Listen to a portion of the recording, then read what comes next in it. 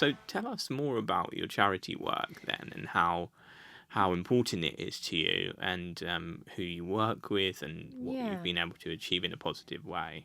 Yeah, well, I've always wanted to help, always. It's why I wanted to be a lawyer, because I loved the idea of being a criminal defence barrister and defending people if they were in the right and all the rest of it. So really, through my day job now, I just try and raise awareness for causes that, I see that are an issue and I know that my contacts can help, or obviously if they're dear to my heart. I'm a huge animal lover. So I do a lot of animal welfare work. We have nearly changed 3 laws now. Well, we've changed one law, Lucy's Law, a couple of years ago, which means that in this country you can't buy puppies via a third party. Mm-hmm. Basically, if you want to buy a dog, you have to buy it from a registered breeder with its mum, because that stopped illegal breeding and greedy breeding of these poor innocent animals that often would die when they would reach their new home. Major problem in this country. That is now stopped, and that took 7 years to change. So I was the communication side of it, and I worked with a lot of other amazing people. The main one, Mark Abraham, OBE. He gets his OBE next week, actually. And there's 2 other laws hopefully coming into play really quickly. But again, these are hard things to do. You can't just change a law. And it doesn't happen overnight. Of course it doesn't. You need to get 100,000 signatures on an e-petition. The last big e-petition we did, it took 6 months. That's a long time in my spare time. Of course. To get those signatures, to put out more tweets, to get celebrities on board, to get the Daily Mirror to run another article on that campaign. So anyway, animal welfare is a big part of what I do. Then on top of that, a lot of my team have their own passion projects.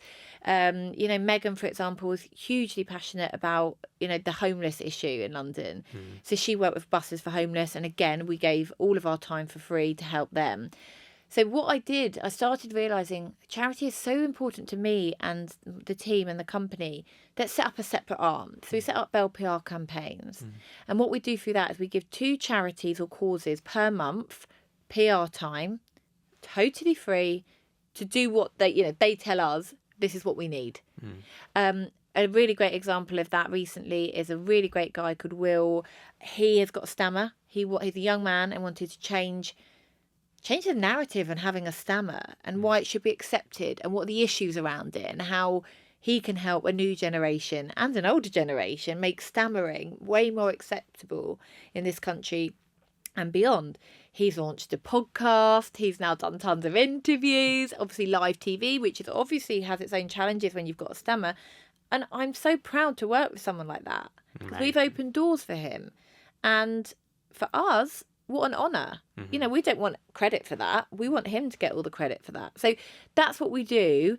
And it could be a cancer charity. It could be someone like Will. It could be, we've worked with so many. We've done so much work. I've done so much work with children in need in the past. Action for Children are hugely important to me.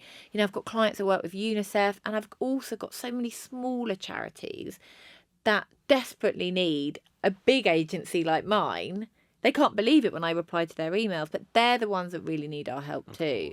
We can't help everyone, but it's a huge part of what we do. And I literally will stay up till 3 a.m. writing press releases, getting these charities coverage. And if I can change the law, if I see something that's so outrageous that I think, how is that even happen? How is that allowed to happen?